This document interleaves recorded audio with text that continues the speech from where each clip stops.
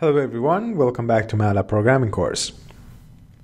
So far we learned a lot about matrices and vectors, and the reason that we're working on these topics is that the programming is dealing with all these features and how you can manipulate the functions in MATLAB to get the results, and there are always different ways to do that.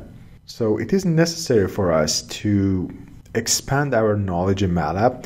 So in case that we are presented by a different sort of problem, we have some idea how we can approach that and actually solve it. Today I'm going to introduce you more of the matrix functions, which are really important. Let me clear the screen, the variables. I'm going to define a new matrix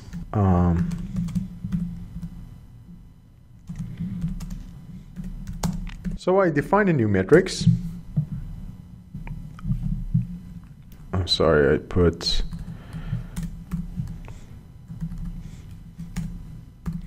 okay, so I defined a 3 by 3 matrix, and now I'm going to calculate the trace.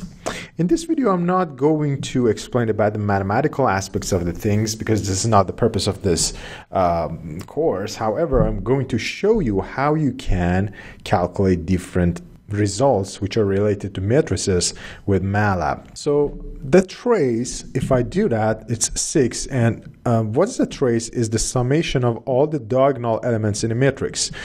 We do have 1 plus 5. The result is 6, and it is the diagonal summation known as trace. The next one is rank. So rank of A, it's also very important. You can pass it through the function called rank, and if you hit enter, you see that the rank of the matrix is 3. It's especially useful when the matrix is not diagonal. So let me come to the first line and define a new function. 1, 2, 3, 4, 5, negative 1, 3, 9, and 3, 1, 9, 8. Okay, now I created a 3 by 4 matrix, and as you see, it's not diagonal. Let me calculate the rank of B, and you see that the rank is 3. If you're interested to further explore the meaning of the rank in matrices, you can also visit the MATLAB documentation, which explains every function in more detail. Let me clear the screen. Another important value we need when we're dealing with matrices is the determinant. And the way to calculate determinant is to pass the matrix into DET function, which stands for determinant. And now, because we need a square matrix, you cannot calculate the determinant for those matrices which are not square. So I do happen to have a square matrix I define here, A. Let me type determinant of A. And if I do that, you see the determinant is going to be negative 24. If you have tried to calculate the determinant of a 2 by 2 matrix, it's going to be, easy and almost fast. But when it comes to a 3 by 3 matrix, it's going to be really time consuming. However, there are tools like MATLAB that makes this task super easy for you.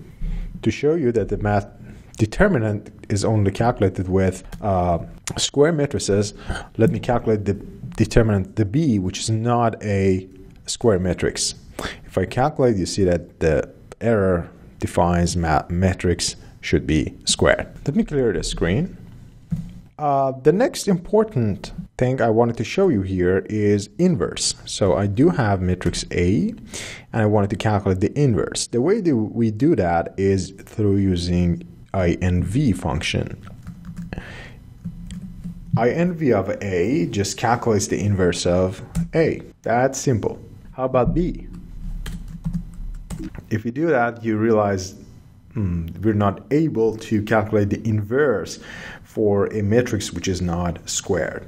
In this video, we'll learn how to do the rank, how to do inverse, and also the trace.